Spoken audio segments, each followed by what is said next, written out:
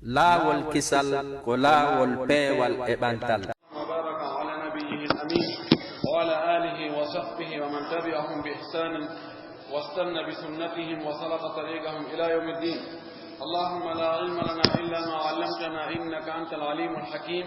اللهم علمنا ما ينفعنا وانفعنا بما علمتنا وزدنا علما. اللهم اجعل علمنا حجة لنا لا حجة علينا. Dengan ko fi witri on wonno lengi jangude en jangi ural ko witri on mari kon en jangi nyaawore witri nen yarli ko farilla ka ko sunna ka ko yida hande ko adadu raka'atil witri ko ember limore darde ko witri julete kon witri ko darde jelu. قال الترمذي إمام الترمذي وماك روي عن النبي صلى الله عليه وسلم في اللام إنلال الوتر ب13 ركعة وأدرك الوتر درد سبو إتتي و11 ركعة في اللام إمك وأدرك الوتر أن درد سبو إغو و90 في اللام إمك وأدرك الوتر درد جينا و70 في اللام يمك ودرج الوتر درد جئ و50 في اللام يمك ودرج الوتر درد جوي و30 في اللام يمك كان الله صلى الله عليه وسلم ودرج الوتر درد تتي وواحدة في اللام يمك ودرج الوتر درد وتر. قال إسحاق بن إبراهيم قدوي معنى ما روي عن النبي صلى الله عليه وسلم فيرو ما بانجينغول كو فين فيلاكم ان صلى الله عليه وسلم كان ونين يوتر من ودر بيتهم ب13 ركعة درد سبويتاتي معنى مو أنه نكان كان ونين يصليه مجولا من الليل ان الجمعهم 13 ركعة darde sappo e tati ma'al witri wondude e witri hara witri ko nder den jeeya yani ko fanda don min jumlati hal witru no e nder den don darde sappo e tati no e nder majje do witri fa nusibat salatul layli ila al witri julde jemma den fo askintinna baka ka witri winna ko witri onno. ويجوز ندغي أداء الوتر ركعتين ندغي تطغ الوتر أن تطر مدارد إلي بمعنى إلي وسلمين ثم صلاة ركعة بتشهد وسلام رفتي جولو يقول دارد ووتر وندد إتايا إسلمنان wana no sella kam fi juura dar didi to jokkindira de so gaydi kanje didi o tayyo o salmina o immo juura dar le wotere o tayyano de o salmina kama yajuz wana tago non kadi salatul kulli julugol fop bi tashahhudaini wa salamin wondude e tayyaji didi e salminango woto bimana wi fayasilu raka'ati on tigi tokkindira darde den jokkindira de ba'daha bi ba'din yoga e majje wondude e yoga humindira de min ghairi an yatashahhada ko alda e tayyagol hakune majje illa fi rak'ati siwanaka darde allati den hiya kayre qabla al akhirati ko len adi darde sakitina de fa tashahhadu fiha o tayyo e den don ثم أرسل منال ثم يقوم رفته وإما إلى الركعة الأخيرة وإما دار لسكتين ويصليها أجولا ويتشهد فيها أتينون ويسلم وسلم معنى وقت دار ني جوكي ديرا فوق هارو جوداك هكا ني بره وجورنا وتايو هارو سلمنال وغير تايار وإما وقت جواب برنين o tayyo o salmina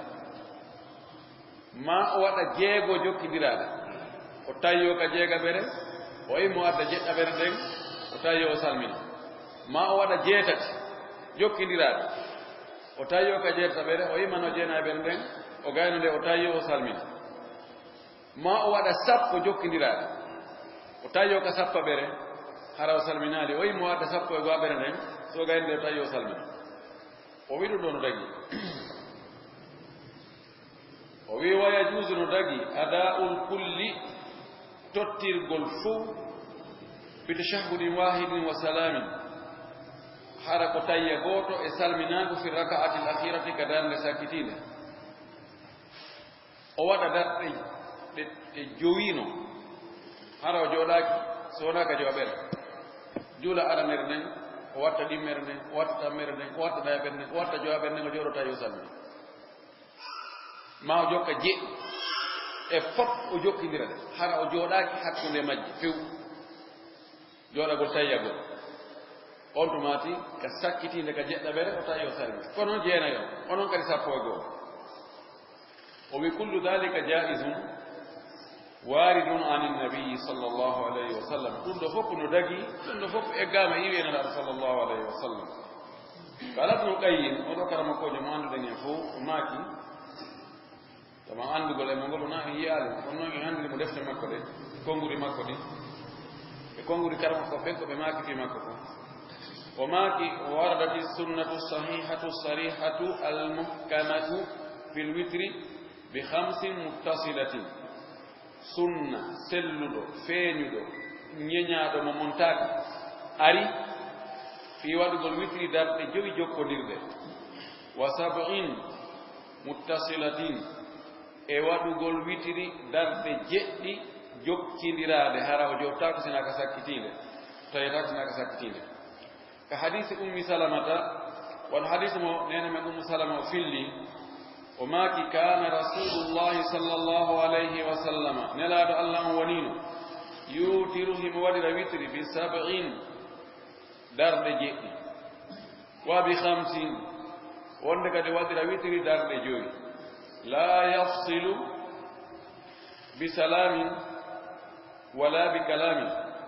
tawa o sendindirta hakkunde majje wona salminaango wona haala bi mana o jokkindiraɗe haa jowi on tim fes o tayyo noon o salmina ma o jokkindira haa jeɗɗi jeɗen timma few kaka jeɗɗaɓere o jotto o tayyo o salmina rawahu ahmad wa nasai wa ibnu maja bi sanadi jayyid cheikh albani wi hadis o no selli wa ka gawli aishata wono konngol ngol aicha maaki radiallahu anha o maaki kana rasulullahi sallllahu alayhi wa sallama nelaaɗo allah on woniino yusallihi mo juula min alleyli e nder jemma on 13 raka'atan darɗe 13 yuutiru o waɗira witri min dalika e nder ɗen ɗon 13 bi 50 darɗe joyi la yajlis o jooɗotaako e nder ɗen darɗe joyi ɗon illa fi akhirihinna senaka sakkitiinde majje o muttafaqun aleyh waka hadise aicha fahin kadi wono hadise mo nene men aicha o filli o maaki annahu no kanko nelaaɗo sallllahu alayhi wa sallam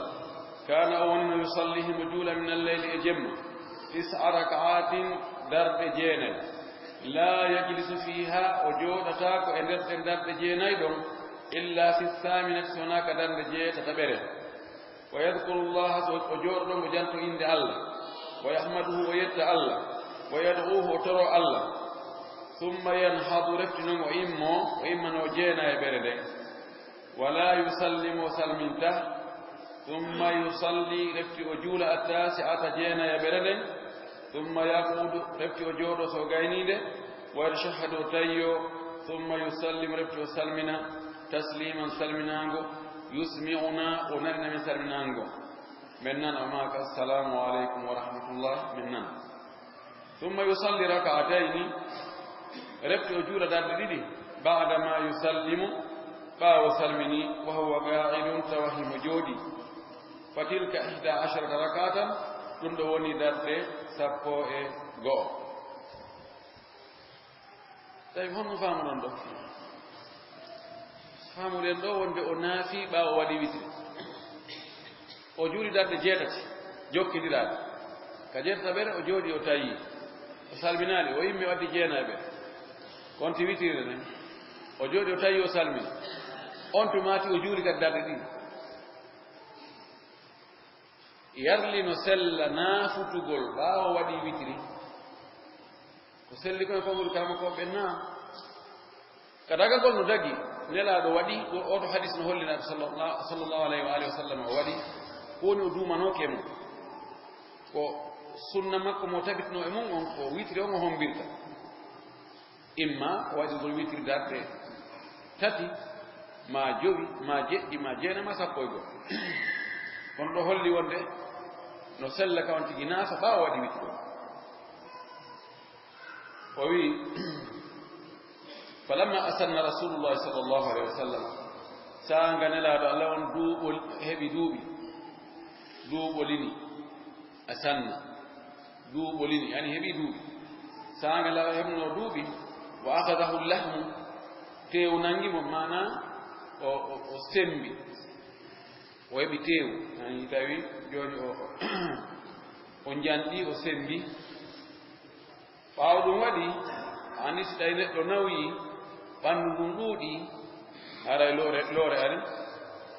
on tumati awtara bi sab'in o waɗiri witiri darɗe jeɗɗi wa sana'a fi raka'atayni mithla sani'ihi fi l-awwali o waɗi ka darɗe ɗiɗi watteɗe ɓaawo ɗum wano o gollirno noon law fewno ko tawata hari duuɓi makko ɗin to waali ɓanndu ndun ɗuuɗaali mana o waɗa witiri darɗe jeɗɗi o jura darɗe jeego jokkindiraɗe o jooɗo o tawi o ka jeegaɓere ara o salminaali o immo adda jeɗɗaɓere nden o tawi o salmina o juura ɗon kadi darɗe ɗiɗi o salmina wa fi lafdin anha oni e konngol goo ittangol e makko en ko aicha radiallahu taala anha falamma asanna saanga o duuɓolinno wa ahadahu llahmu teew nangi mo heɓi teew buyi o sembi awtara bi sab'i raka'atin o waɗiri witiri darɗe jeɗɗi lam yajlis o jooɗaaki illa fi sadisati si wonaa ka darnde jeegaɓere wassabi'ati ka darnde jeɗɗaɓere ka jeegaɓere o jooɗi o tawi kono o salminaani o yimmi wadde jeɗɗaɓere nden o jooɗi o tawi o salmini o wi walam yusallim illa fi sabi'ati kono o salminaani sinaa ka jeɗɗaɓere ɗaɓan o jooɗi ka jeegaɓere o jooɗi ka jeɗɗaɓere kono ko honto o salmini ka jeɗɗaɓere wa fi lafdin ari e konngol makkan ko aicha salla 7 raka'atin nelaaɗo juuli darɗe jeeɗiɗi la yaquudu o jooɗataako illa fi akhirihinna si wonaa ka sakkitorde darɗe jeɗɗi akhrajahu ljamaa ko yaltini o hadis ɗo ko dental ngal jamaa on mi mana homɓe woni on jamaa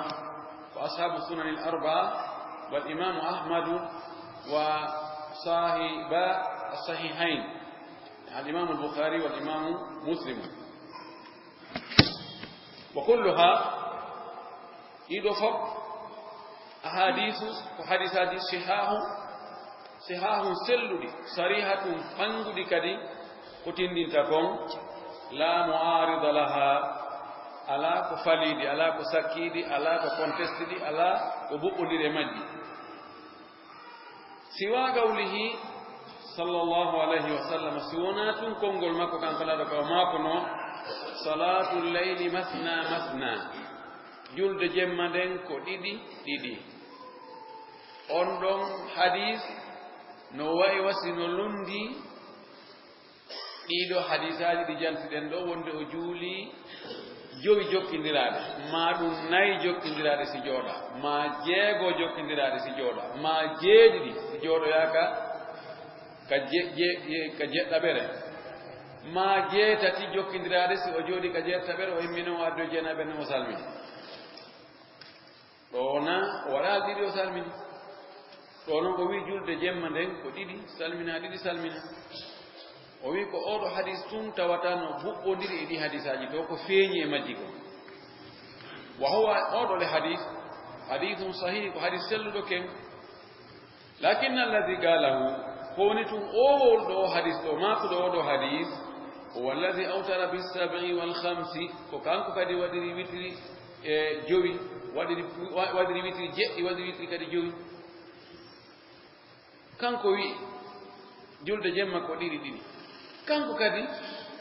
juuli 4 jokkindiraɗe juuli 6 jokkindiraɗe juuli 7 jokkindiraɗe wa sunanuhu kulluha haqqun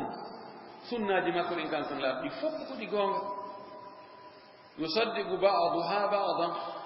goɗɗi goonginayi ɗiya wona goɗɗi yeddata ɗiya ma fenna ɗiya فالنبي صلى الله عليه وآله وسلم نلاد الله أن أجاب السائل وجابي لندي لهم عن صلاة الليل في جلد جم قل لندك نلاد جلد جم كون جولرته وجابوا بأنها مثنى وفي جلد جم النافي مطلق جم ودربي سلمنا ولم يسأله عن الوتر أودو لندي لنداك نلا في وتر ولندي ما في جلد جمع لا جاب ما جلد جمع وجلد جمع ودي دي سالمنا سيتانو كو وتر لندي نوما او ياينو وتر كو دارde wotere ma dum darde tati ma darde jowi ma darde jeddi ma darde jeena ma sappo e go kono ko ber ko landa ko mo jaabi idan bobbodira kanko ko wadi do kon ko filla makko do kon ko witiri توكو جابي ونافل نوافل الليل المطلق إذا فيهم لذا وأما 7 وال5 وال9 وال1 فهي صلاة الوتر أما ذات جئ جوك دراده ما جوي جوك دراده ما جينا جوك دراده ما دام نووتره تندو وجول دي وتريون والوتر وترنو ويتوتركم اسم للواحدة المنفصلة مما قبلها نوير درند ووتر سرندو ديرند اكو اتيند كون سيتاوي درد go juulama ko attinde kono den don sendama hakkunde mum e mayre salminango den no wotere no wi'e witri walil 5 was7 wat9 al-muttasilati witri kan no wi'e darde jowi jokkidiraade foti on tigi tayyi kanaya bere foti o tayyaki ma wasabi e jeddi jokkidiraade woni on tigi jodi ka jeega bere kono salminaali woni o jodaaki wattisi e jeena jokkidiraade woni o jodi ka jeerta bere woni o jodaaki al muttasil jokkidiraade dedo kan no inne witri kal maghrib wono futuro non wirete witri non don dole ko ismun li salasati al muttasilati si innama futuro ko witri haray mi mana ko darde tati jokkindiraade salminaka hakkunde mum fi kala tayyamaka immere don do wi'ama witri idan tawi futuro non sellaka wi'e witri e hore ko darde tati jokkindiraade jooda ka immere si jowi kadi jokkindirama joodama ka nayabre kon salminaka jokkindama wawi wi'ede witri jeɗɗi on men jeenayi on men fa in infasalati l5 si tawi serti noon darɗe joyi ɗen was7 ma darɗe jeɗɗi ɗen sendidirama bisalamayni salminagoji ɗiɗi kal 11 wano 10 darɗe 10 ɗen kana alwitru on tumaki witr on wonay isman ko inde liraka'ati almafsulati wahdaha wonande darnde sendidirande nden wonoyi feere kayre tun haray ko witri on ko nden ɗum tun wiyete sa juuli darde 4 a tayyike a salmini a immi ko addi darde wotere a salmini ɗo haray witri on ko nden darde sakkiti ɗon ko nden tun wiyete witri aray naaɗeɗa fof woni witri on amma si a juulu darde 4 joɗɗa ka nayaɓere tayiɗa kono a salminaali immiɗa adduɗa jowaɓere tayiɗa salminɗa haray wi'ama witri on ko ɗen ɗon jowino ko wana noon si a juuli 6 a tayyike a salmini a yimmi ko addi dande jeɗɗa ɓere nde kayre kadi a tayyani kadi a salmini a waɗi salminagoji ɗiɗi ɗo haray sinnama witri honɗum woni witri ma on ko nde wotere sakkitiinde pet sa juuli 9 a tayyike a salmini a yimmi ko addi darde jeenaɓe nden a tayyike a salmini haray witri on koye nde darde sakkitiinde pet kono si tawi ɗa ka tayyinoɗa ɗa a salminano a immi tun adduɗa kadi ndeya woni ko jeɗɗa ɓernde ma ko jeenaa ɓernde ma ko jowa ɓernde ɗon ara ɗen no darɗe fof ko konta ko witri kama qala sallllahu alayhi wa sallam wano nena sa sallam maki noon salatu lleyli mathna mathna fa ida khashiya subha awtara bi wahidatin tutiru lahu ma kadi salla ara maki julde jemma ko ɗiɗi salmina si on tigi huuli subaka on ta hewtomo yo waɗu witrire wootere nden ɗon hombanamo tuutiru lahu nde hombanamo nde waɗnamo witri on nde fuujinanamo maagadi salla ko tawi o juulino tawi fuujaala e muɗum o haray si tawi to on tigi salmini ka ɗiɗi maa ka nayi maa ka jeego maa ka jeetati maa ka sappo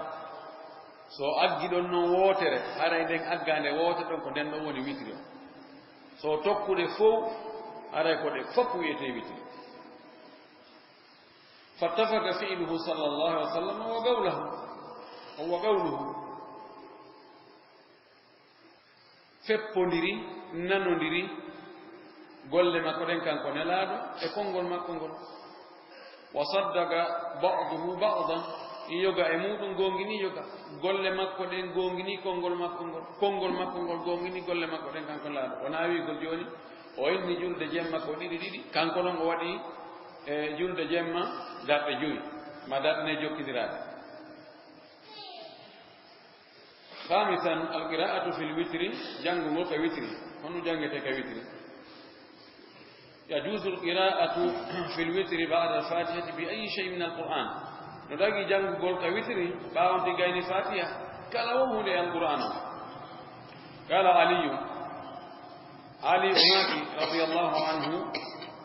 ليس من القرآن شيء مهجور ألا القرآن هون أكتان هيكان مهجور كوكو تجا كوكو ترتا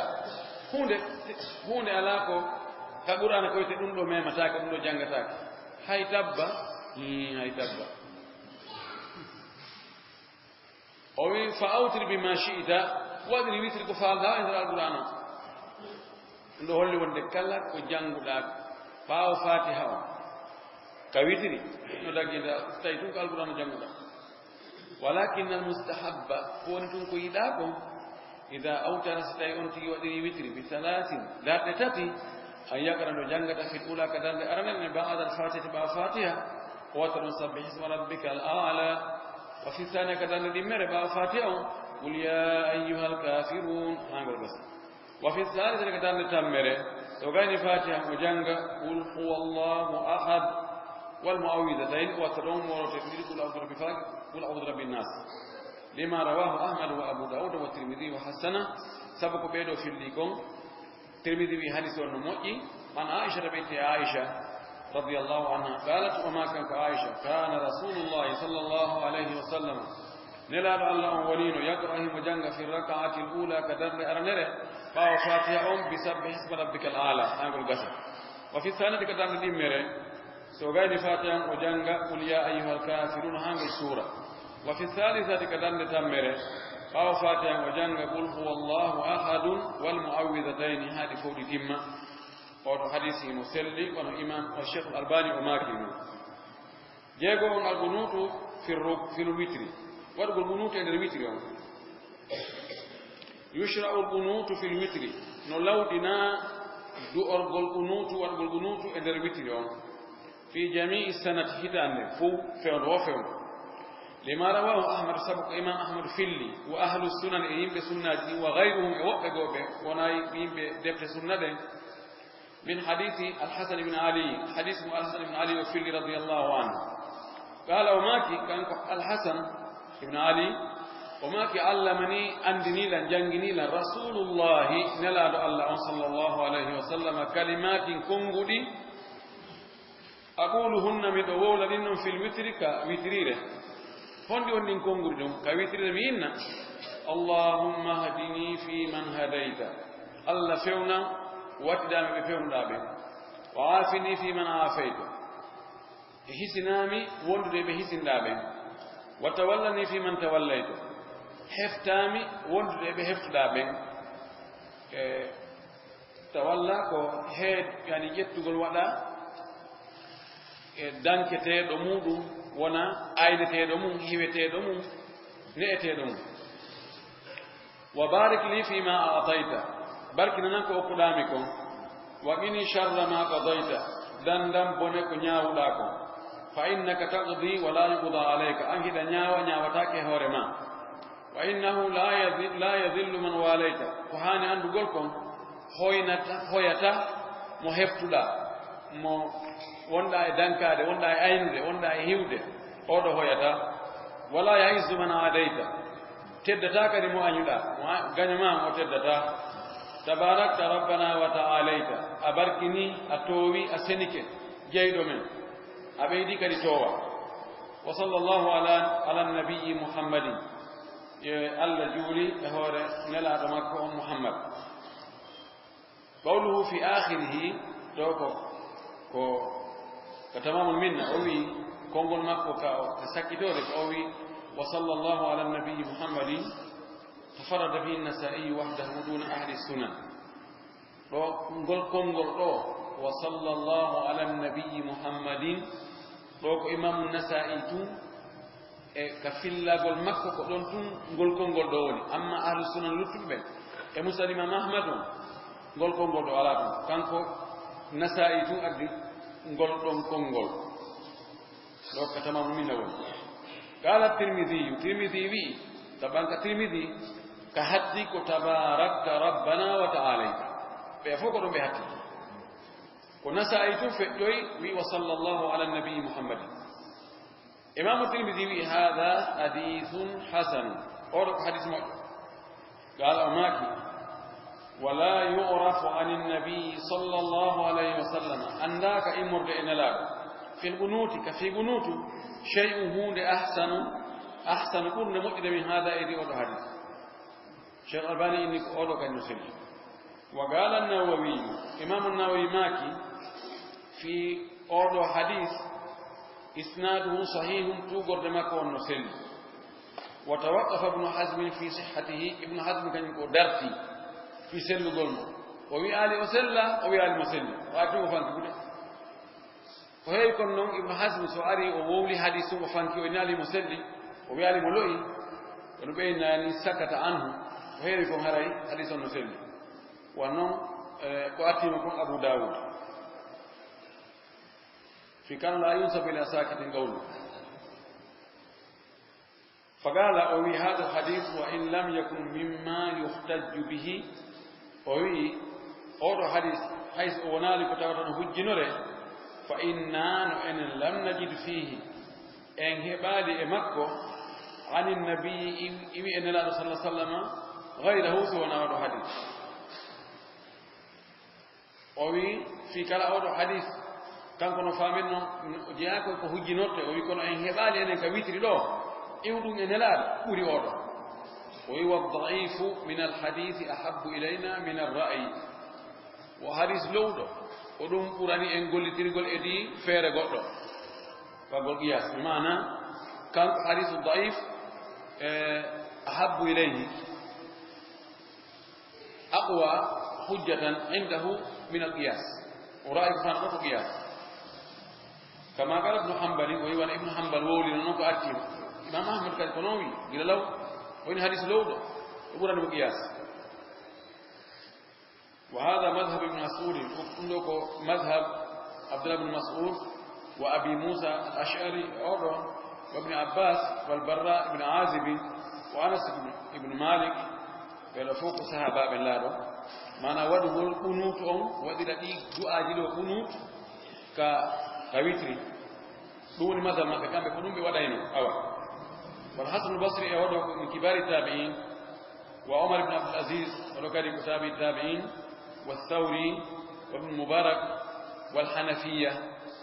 منكو جوكو بي أبو حنيفة ورواية عن أحمد في الله كريء إمام أحمد وندى قنوت نواتي كويتري إلى الهتان نفو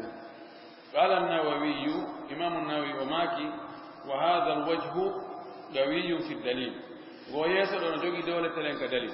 إن أرى ما كدليل توي ويسر أن جوجي دولة وذهب الشافعي وغيره إمام الشافعي يهي ياري كانوا وقفوا بونام إلى أنه لا يقنط في الوتر وند فهاني أن نقولكم واتاك قنوت كوتر إلا في النصف الأخير هناك فتر سكتين من رمضان إمر سومي ود سكو جوي مايرو هبي نمايل ودون قنوت واتاك وتر كانكو إمام الشافعي وقفوا قنوت بويكام فانت بتشيبي لما رواه أبو داود سبق أبو داود في الليكم أن عمر بن الخطاب وند عمر بن الخطاب رضي الله عنه جمع الناس ومؤمن يمبين جولو بين على أبي بن كعب باو أبي بن كعب ومؤمن جولو بين هوري أودو ويو المب كنافقول وكان يصلي لهم 20 ليلة وأنه مجولنا به جمع جنوغا أنا بلدنوغا ولا يقنط وتقنط إلا في النصف الباقي من رمضان تنافكر لب نجس مايو يعني قد سابو جوه بياسر وروى محمد بن نصر أورو فيلي أنه سأل سعيد بن جبير وند أولاندي سعيد بن جبير عن بدء القنوت في الوتر في فقه القنوتون كوتر كفيون عند فقته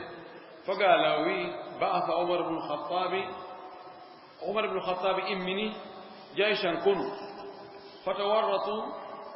بأوكوي متورطا بأوكاغول بأوكوي بناتوي problem تورطا بأوكاغول في هول بنين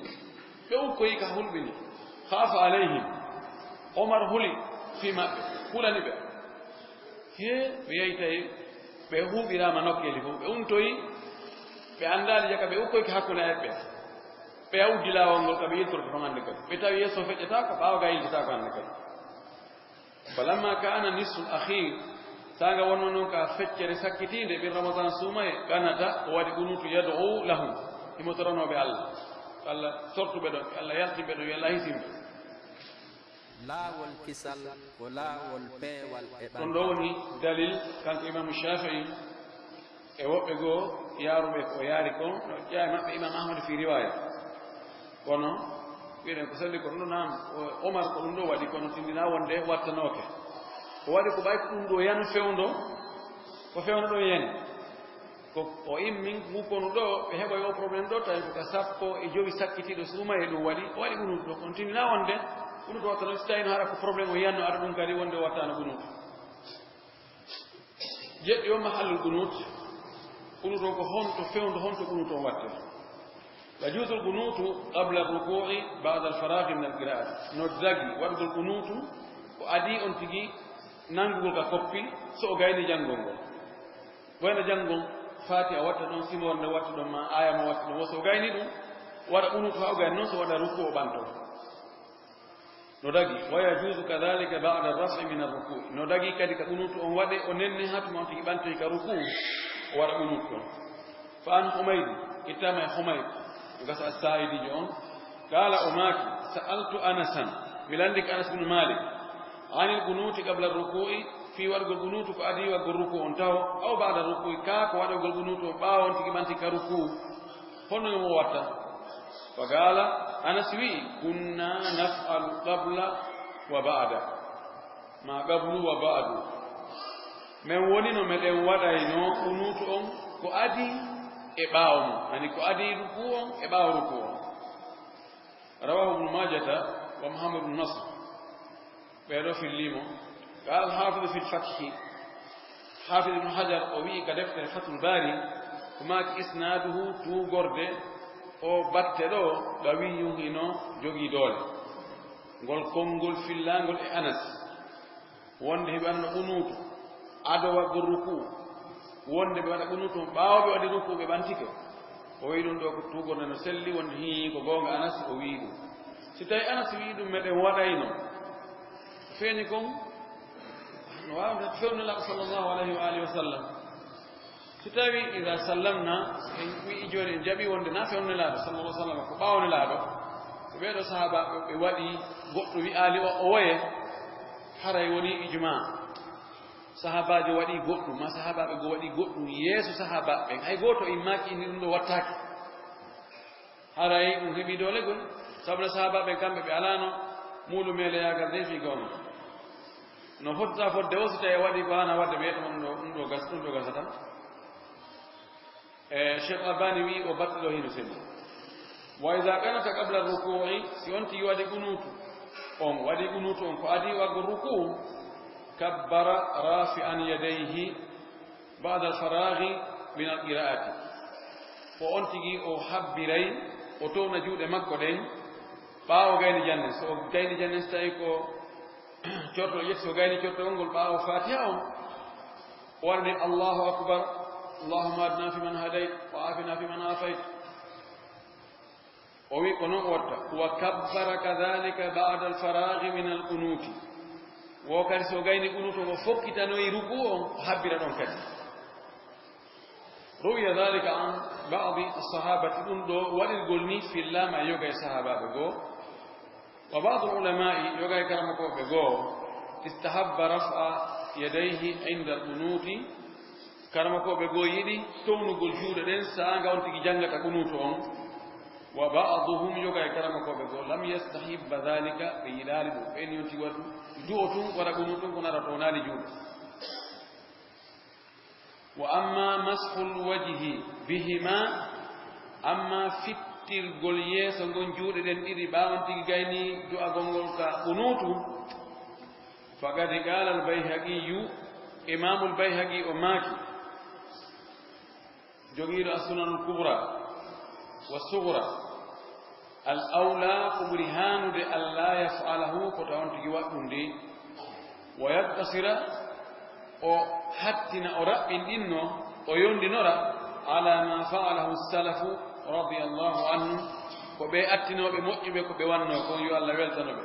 ɗolle honɗum woni ko ɓe wanno min raf'il yadayni townugol juuɗe ɗen duna mas'ihima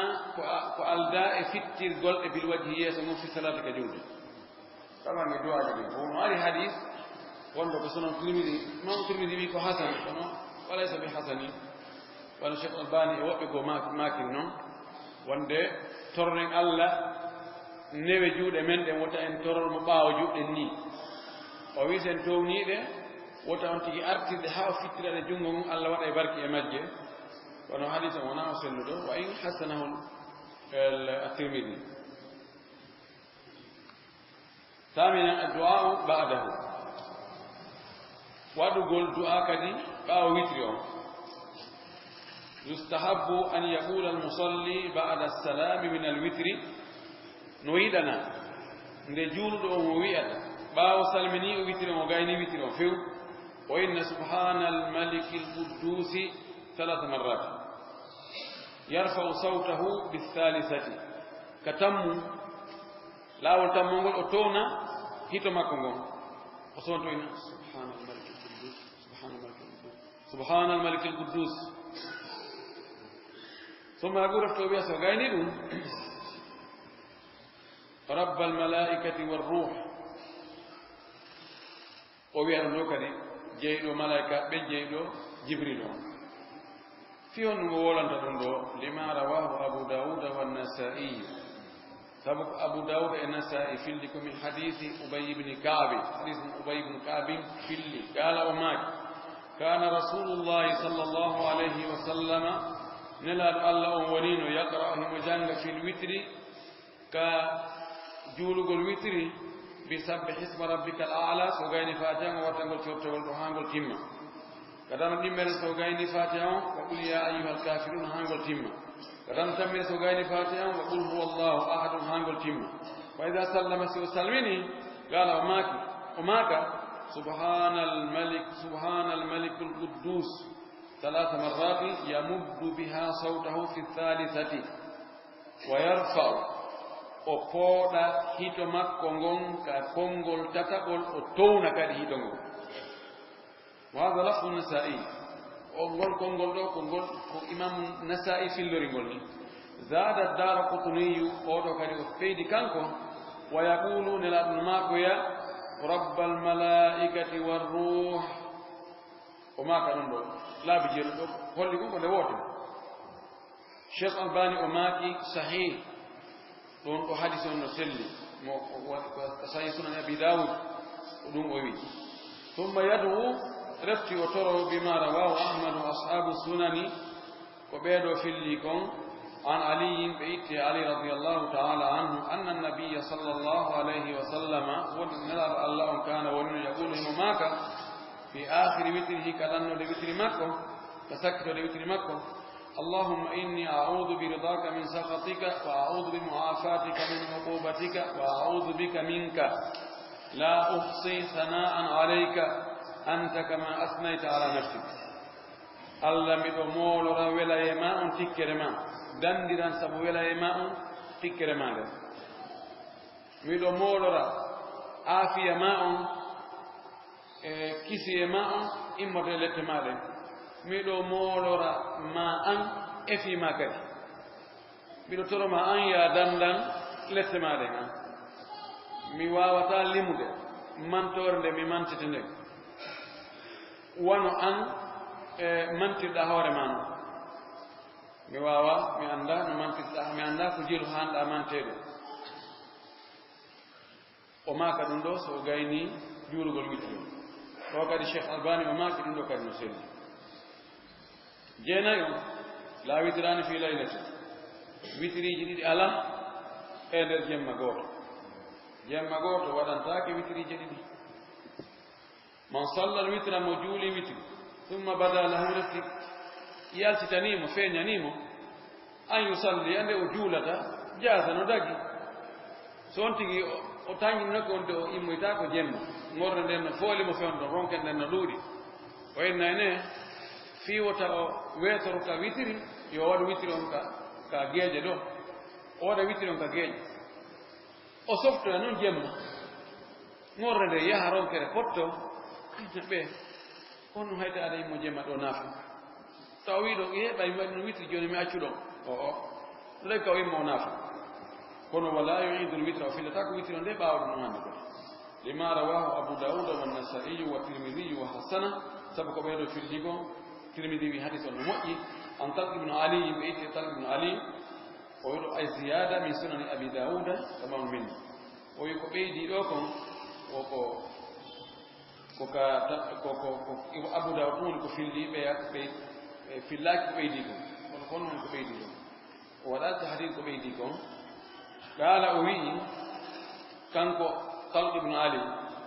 وما سمعت رسول الله صلى الله عليه وسلم يقول من أنين لا الله أنماك لا وتران في ليلة وتري جريد الله عند الجمع قوتو عند الجمع وتري جريد وتاكد قولوا حديث كان نسلي نشيخ الباني وماكنا وعن عائشة رضي الله تعالى عنها إتما عائشة أن النبي صلى الله عليه وسلم الله كان أول يسلمه مسلمنا تسليما سلمنا ويسمعنا ونننا من سلمنا ثم يصلي ركعتين بعد ما يسلم وهو قاعد إن جميل حديث باوتو نلارو سوغايني ويتيرو مسلمنا نسلمنا من ننغو أنتم أتوا جورا داب إدي كاوتولي دون باو سلمني ويتيرو قولي نسلك أن فينا فباو ويتيرو رواه مسلم وعن أم سلمة إتاما إننا من أم سلمة أنه صلى الله عليه وسلم وانا كان كن لارو كان أونين يركعه مرؤيا ركعتين ذات ديدي بعد الوتر با وجولي وتر وهو جالس تواي متولي أي هري دوبين توي بانن نودي رواه أحمد وأبو داود والترمذي وغيره قضاؤه سبهم قضاؤه يقبل وتر ستاوي وتر في فوندمو يالي يوبته ani woni ay fewndo witro ngen jangino wonde witri ko fuddoto wonde ka geeje juula ko hakko no ngi fajini feerde ko don woni wabutu witri o si on tigi o juulali modon sabu nganto ma welsindare yalle o yoba mo kaw yoboytama dhahaba jumhur ulama'i karama ko burdo durde be yaari ila mashru'iyati qada'i alwitri wonde no lawdina yobugol witri on sitayi o feƴƴi waktu makko لما رواه البيهقي والحاكم وصححه سبق بيهقي في اللي كان حاكم ويه نسلي على شرط الشيخين أوي دون حول لشرط كرنا بندير كون بخاري مسلم عن أبي هريرة إت أبي هريرة أن النبي صلى الله عليه وسلم قال وند لا أماكي إذا أصبح أحدكم سيقول ويتي طبعا إنما ويتي وناك إن فهمتين ويتي كان كفجر فين هلا ويتي بنا مفجر فين ولم يوتر تا ويترا ولا ويتر فليوتر يجور ويترون رو ويتي ورد كفجر فين هاك هنتي هاك نانجفو كنتما ويتي لو فيون تمني دو هارا كنت جول ويترون وروى أبو داود عن أبي سعيد الخدري أبو داود نفلي إتي أبو سعيد الخدري أن النبي صلى الله عليه وسلم وند الله وماكي من نام عن وتره مدانك غاي وترمو أو نسي أو ما ويكتي وتره وسيك أو جول وتر أو جولان فليصليه وجول وتر مكون إذا ذكره سوى أندتي قال العراقي الحافظ العراقي وماكي وذكر مقولكم مالو جكدي وماكي إسناده صحيح توغر حديث أنه سلي شيخ الباني توقف منوي نسلي وعند أحمد والطبراني بسند حسن نوكا مسند الإمام أحمد كان مؤجم غسل كبير الطبراني توغر سلونده نتون كان الرسول صلى الله عليه وسلم نلا الله ونين يصبح مويتا معنى فجر نفيرا فيوتر ولا ويتر باو فجر نفيري حق النبي سبحانه واختلفوا بلوت نري في الوقت الذي يقضى فيه بلوت نري وقت همبو فيوند وقت همبو ويتر يوبته فعند الحنفية كجوك بأبو حنيفة حنفيا كوبه يقضى في غير أوقات النهي ويتر يوبته كنونا fewndoji hadadi nafugol e mundi dum fewndoji hadadi nafugol e mundi wodde ka fajiri ni ka subaka juula hakkundo nange fudugo to wased e bodde ka nange tumbi e hoore to nge lijaade sed wodde ka alan sara juula do nange mutde dido woni fewndoji hadadi nafugol wodo witro yobataake do be mana si tawi ka mabbe do kambe hanafiyan kobbe tawi on tigi juulano witiri on hawa juuli subaka on haray ko yo accu ɗon juulugol witiri on taw na yoɓu ɗon hatuma nangue fuɗɗingue toowi seeɗa mana wittir ha yeeso wa inda shafi'iyya ka shafi'iyya ko ɓen ko jokkuɓe imam shafi'i ɓen yuqda fi ayi waqtin min alleyli aw min annahar witiri on no yoɓe waktu wo waktu fewndu woni ko jemma woni ko ñalawma wa inda malikin wa ahmada ka imam malik e imam ahmad يقضى بعد الفجر ما لم تصلى الصبح وهذا ويترون كو يوبته ko baawo fajiri ni feeri hakkun ɗon e subaka on juulede fannin juulaka subaka ko ɓuri sellude ko imam shafi en ko ɓe wiiɗo ko wonde juulete fewndo wo fewndo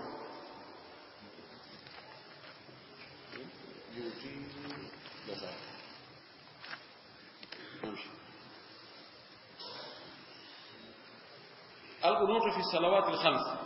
والقنوت يجول إردين جوي يشرع القنوت جهرا في الصلوات الخمس عند النوازل لو دنا ورغ القنوت فنينا كدي قنوتون إدي جول إلى جوي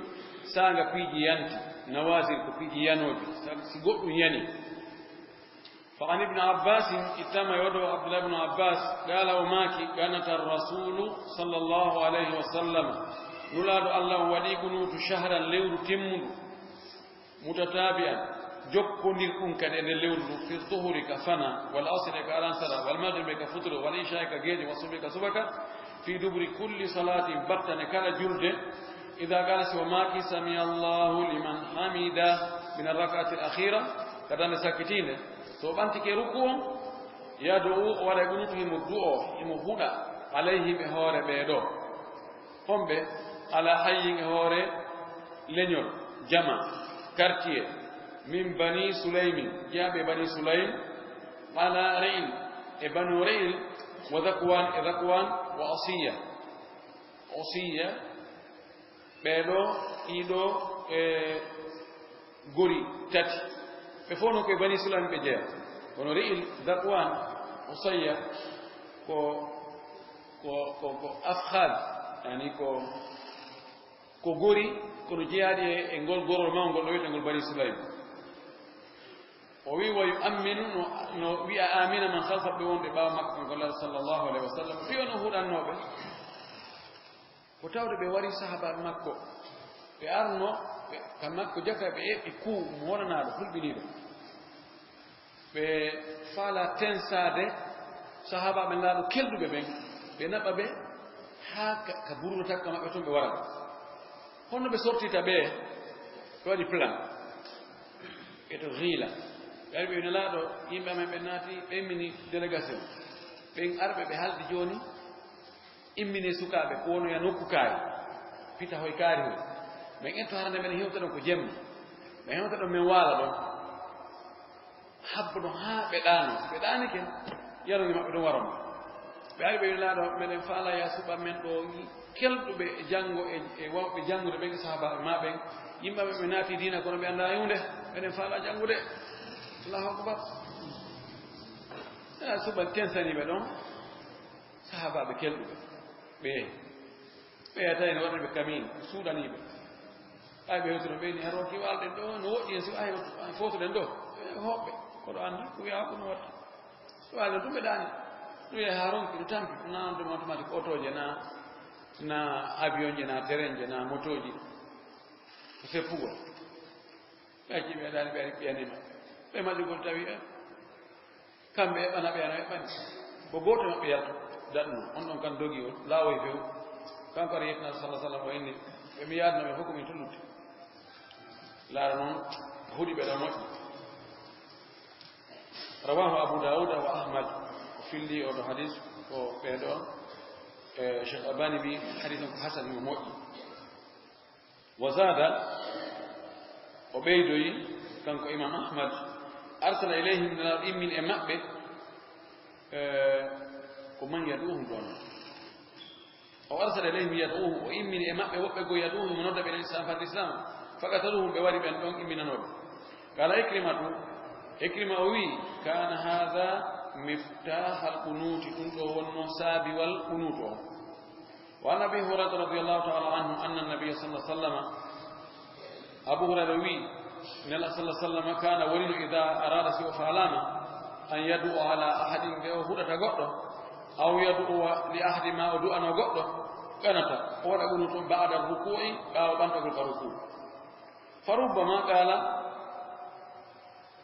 ida qala sami allahu liman hamida rabbana wa laka alhamdu o wi no waawi o wi'oya ɓaawa o wi'i sami allahu liman hamida rabbana wa laka alhamdu o inna on tumati allahumma anji lwalida bna alwalidi wa salamata bna hishami wa ayyasha bna abi rabi'ata والمستضعفين من المؤمنين اللهم اشدد وطأتك على مضر واجعلها عليهم سنين كسني يوسف وينواي ندعو أجل الموبيين ودلوك ونكباه وبنتك ركوع بسمع الله المحمد ربنا وك الحمد وإن الله دند اللهم أنجي الله دند أودوت الوليد بن الوليد سلامة بن هشام عياش بن أبي ربيعة lo'ina ɓen immorde e julɓe ɓen ɓe lo'inaɓe allah danduɓe sortuɓe e nangande ɓe heferɓe allah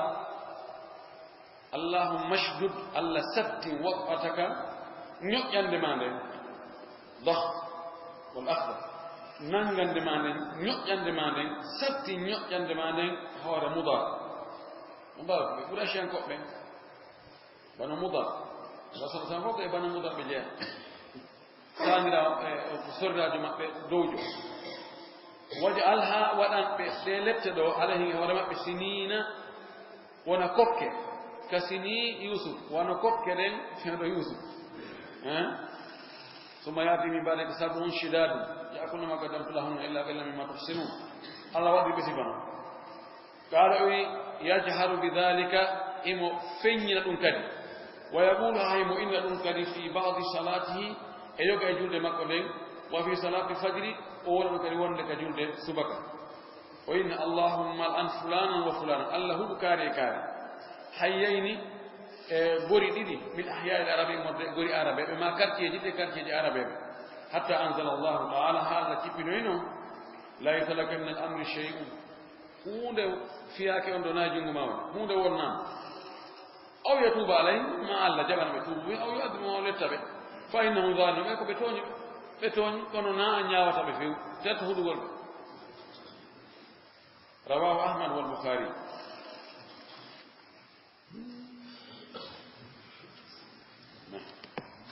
al-qunutu fi salati subh qunutu ba julde subaka al-qunutu fi salati subhi qunutu ka julde subaka غير مشروع وناك ونونابي إلا في النوازل سنعرف في جيانه البلاء جسياني غير جوادي يمبي تامفي توقفون دو يانان دي يمبي بين يانان دي مفتدى يانان دي ناسيون يانان دي ليدني روندو هارينو نيونا وادو القنوت كسبكا ففيها ستاي اندر إيدو نوازل دي إيدو في جيانتو دي يقنط فيه نوادا القنوت كاريكا جولد سبكا وفي سائر الصلوات لأن ناقا كاري جولد لطل كما تقدم أنه أربع من روى أحمد والنسائي وابن ماجه والترمذي وصححه بيرو فيلي ترمذي بن سلي عن أبي مالك الأشجعي إتا يودو مالك الأشجعي قال أماكي كان أبي بن أنونين قد صلى أجولي خلف رسول الله باوني الله صلى الله عليه وسلم وهو ابن 16 سنة تاوي كمودو بسابو إجيبو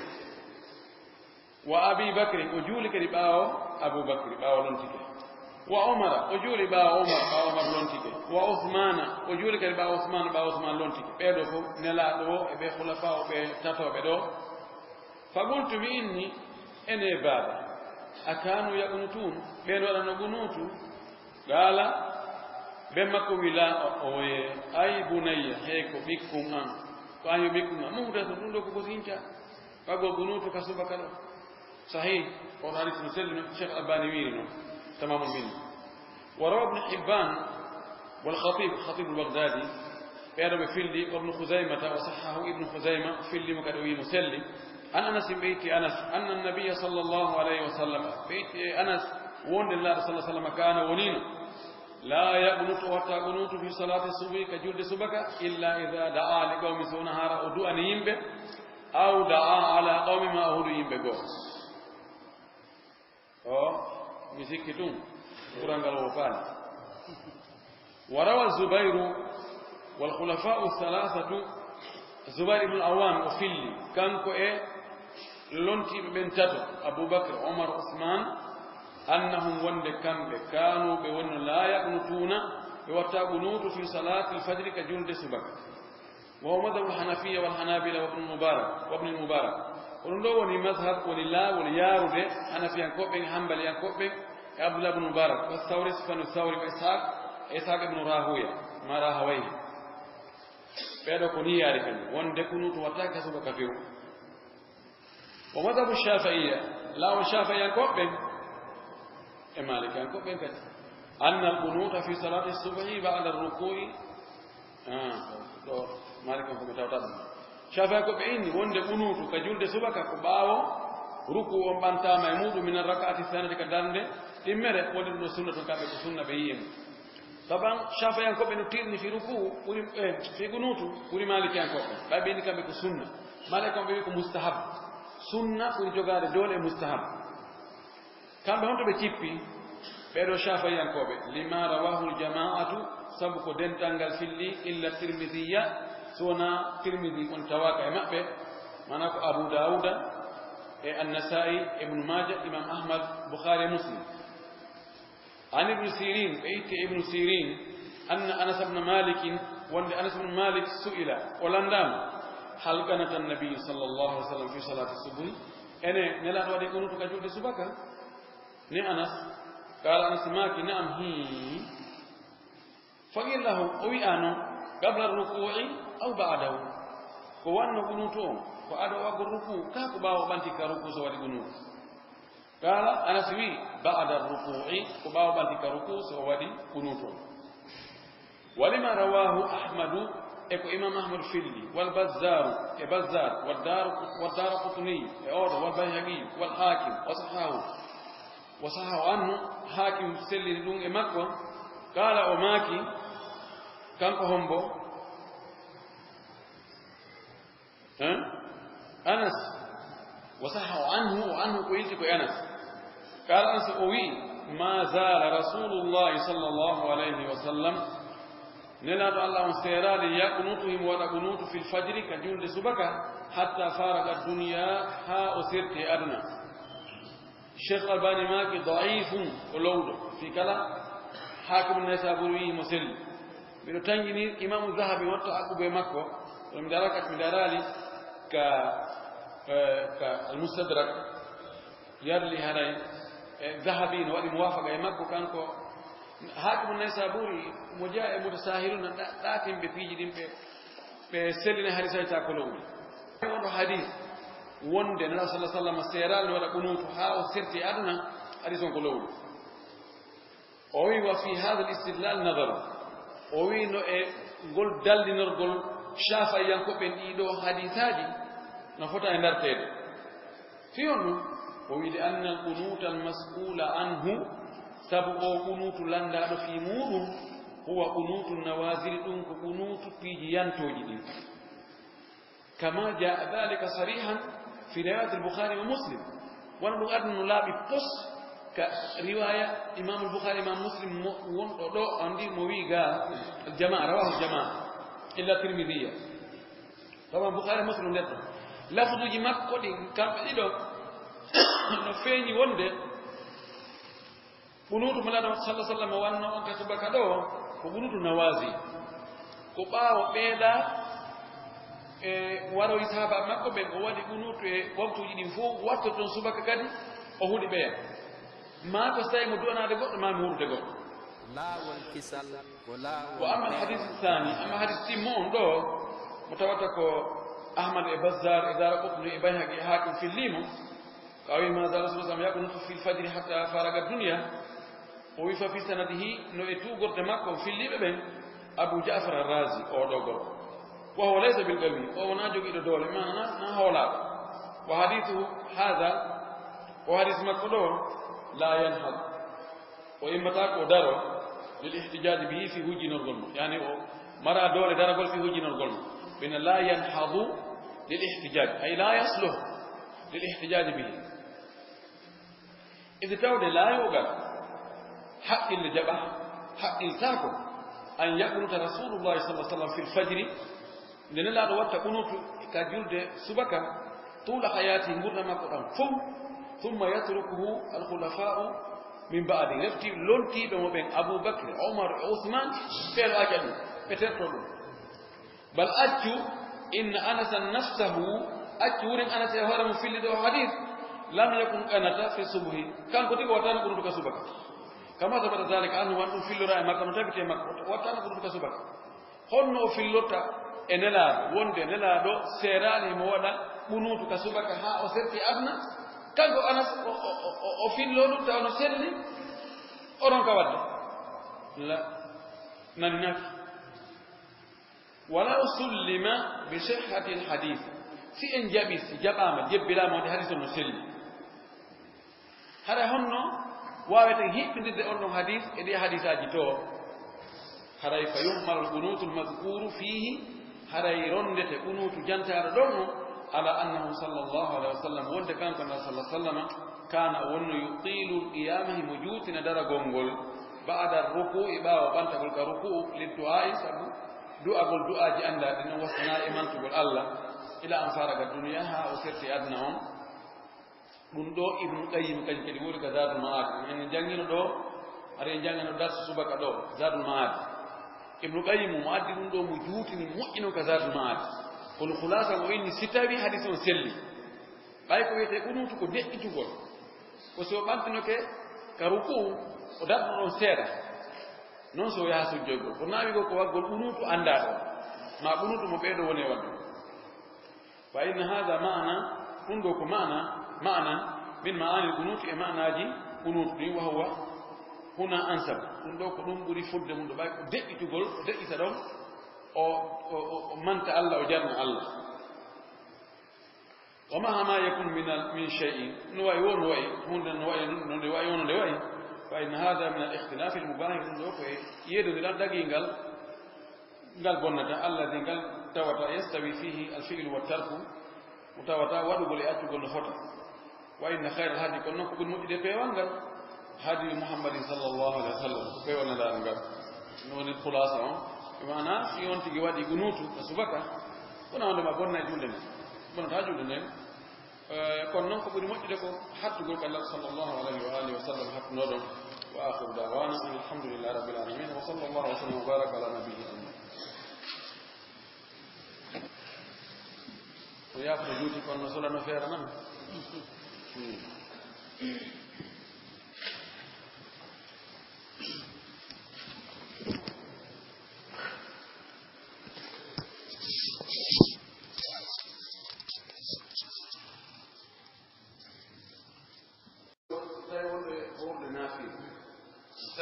lekki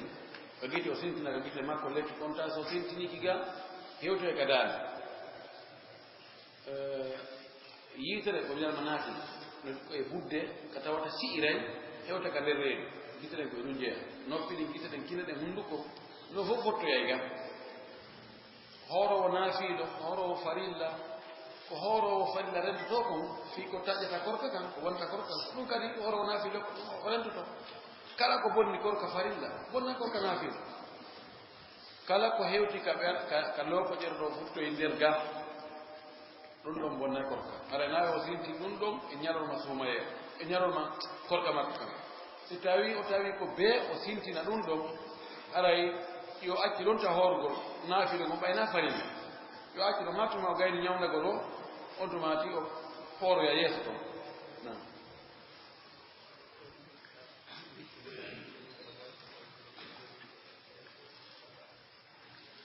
ko ɗoyni wo ka witiri juuruɗo wootere juuruɗo jowi so tawino fota baraji oye mooƴ an hatta e gootum pe oya waɗa wakkilo jowi ina on fota e joddi oye noon ti ɗuɗɗi darɗe wo ko noon baraji ɗi ɗum nala maka no aicha o maaki ajruki ala qadri nasabiki nala maaki aicha joddi ma ndin ka diina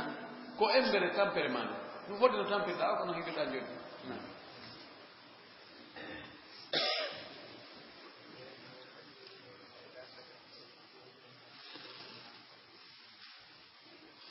koɗo wi o ka juulugo si tawi darɗe fof ɗe uudu ŋante e fo darde ɗe mbiɗa wasa ine aoudu billahi min cheitan rajim bisimillahi rahmani rahim alhamdulillah rabbil alamin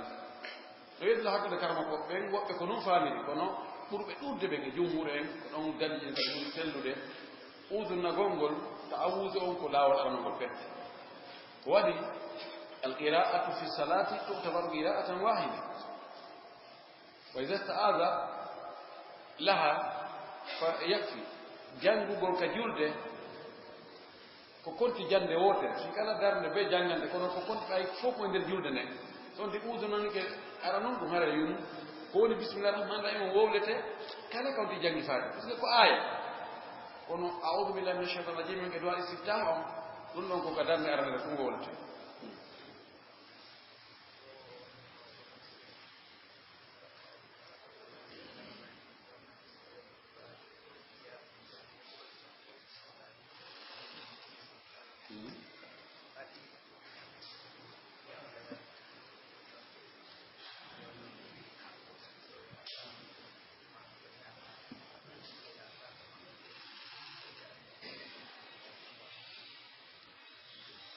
landa sakkitingal ngal goɗɗo woni mawɗo gorol maɓɓe mawɗo musidal ngal joni noon kala e ka sadakaji watte ɓe nenanani ɓe o tawi joni noon so yahi ɓe wona janngol to yaasin ɓe inni si tawi o yeetoɓe ɗum moƴƴa janngol yaasin ɗi sadakaji o yiida sadakaji no moƴƴi ella ala waɗe sadakaji kono wigol ko ɓe janngato yaasin hadis haji kadi kon fi yasin nako selli kono ɓe ala jaɓude kadi ɓe inni so tawi o yahaaji kamɓe kadi haray haaji makko ɓe yahata ɓe haray ɓe taƴi o ɓe watti giɓori hara joni ko honno watta siko janngugol yasin ngol tum kanko yo tet ɗum taw janngu yasin yo tetto ɓeɗen ko janngu yasin maɓɓe o haɗata haɗu o yaha andema haray wiyete haray ko bid'a mukaffira ha bid'a yaltina o diina de ɗon to jangi yasin ko torki Allah on tum fiɓgo wonde sikkugol wonde yasin haray no wawi ndagawal si a jangi yasin ɗum haray ko sattuno kon ko a fantiki ko a fiɗi janngo haray ami satteno o waynodiri hadisaji arde ɗum na selluɗiɗo yasin noon koye alqur'ana jeeya alqur'an on fof no sella ka jannga alqur'an on torɗo Allah yo Allah hokkore newen hokkore yaajen laytane tampere sonja wona en woni yasin ɓura fatil ɓura zumar ɓura safat ɓura cotaji luttuɗi o nawde ma haray son tigi jangi yasin on ɓayma dama ko alqur'an torki Allah nawde ma haray no harmi kono fiɓugol wonde haray yasin kañum ko yasin tum ko ɗon farjenne mum kono ɗum ɗon ɓeeto ɓe ndaara si boneji ari ɓurɗo famde o jettete tettagolɓe ɓe tertoɓe hara hande kadi mana enɗe men taƴi alhaaliji wuyno gata waɗo e batte tawegol ɗum ɗon hara kamɓe ɓe janngaali Allah ara taho ɗo e muutade waɗi eɗen fewno ɗo taho ɓeɗo anndi wona ko werata sukaaɓe jogiiɓe hamasa ɓe ayi sukaaɓe jogiiɓe hamasa ɓe ko fara ko fof yo waylo nde wotere wona ñoƴƴugol bouton tum tawa no wojjuno ñoƴƴa bouton tum fof rawna nde wotere kono ɓe fara changirde ittugol bidaji ɗin watta sunna ko ñoƴƴugol tak tawa pour changike nde wotere mustahil neɗɗo ɗum Allah jaɓata ɗum mo wawi kono jaɓata peeji ɗin ko seeɗa seeɗa ɗe changirta na sala sallam ko duuɓi jeli mo yangaka duuɓi noon ɓe kadi mo yangodudeɓe ko pellen to accu no woɓɓe go redresaki few woɓɓe go tawi memminaaki few koraaki ka wonnoo ɗo woɓɓe goo ɓori ari aya hakkude woɓɓe goo Allah moƴƴini ɗum few enen fewn ɗo ko ta'asis ko mata ta'asisiya ko fuɗɗoode wonɗen koye sintude wonɗe en tawfiiji tabitiiɗo duuɓi temeɗɗe en wawata ettugol ɗum bayna acheti wa ko haa hakkude bimɓe kiikiɗe en wawata waɗde ɗum few ko be sen wi kadi en potto jooni enen en wona enen tum feere ko beru mo tawata sunna 100% si manki ko fanɗi o haaju 99,9 sunna on bida on 0,5 bida on ma 1,5 haray on noon potto no ɓe ko agidam ko ñolɗo ɓe ñolino ɓe to dara koɓe jogii ganda koɓe ñolino enen tun en woni feere en gaynata a wawata wadde batte yimɓe hiɗa iññiniɓe hiɗa heefitiniɓe hiɗa bidiniɓe yawɗitiɓe ko fi jiɗira e maɓɓe muñjoɗa goɗɗi goo fino heɓira goɗɗi goo sona ɗum gasata few joni no wiye ɗo alhamdulillah buy e menen joni faami sunna hara woɓɓe sonna ɗum no buumi duraɓe no jonci alhamdulillah joni wiye attinoɓe arde fuɗɗagol ɗo sunna ɓen woɓɓe goo sonna ɗum buumaki ma ɗum ɗo ɗum kono si tawi wonaɓe arno wakkili jillodiri e ɗimpiiji goɗɗi goo ɓe muññi goɗɗi goo bidaaji goɗɗi goo haa ɓe noddi haa ɗo tabiti wota sikku enen e wonani sunniyankoɓe koye buye men won tan sunniyankoɓe fof harano sanjade bisi sonti jibranoɓe ɓe ɗum tawa sunna ala few ma muɗum annda filnoɓe harano kasalika murtum min qablu allah wi ko non ono kadi won ɗum law haray ɗo min ɗo yiwano ɓen ɗon mawɓe ɓe jaɓu tawa wondude e maɓɓe ɓe muñoy no kamɓe tam nangi janggo ɗum jooɗi jangge ɗon janggane ɓe etoɓe wurtita seeɗa seeɗa si ɓe wawi hettugol mawɓe ɓe wawi hettugo sukaaɓe ma Allah qal mawɓe ɓe wonata agaba yani yaksi tawa ɓe wonata dabtoɓe inna ɗum woltake ɗo ɗum wattake ɗo ɓe haray ko watta ngal ɗon no moƴƴi ɓe waɗe mowasana hakkude e masaliji mafatiri alhawlini sawa jasakumllah khairan wa akhir dawana ani alhamdulillah laawol kisal ko laawol peewal e ɓantal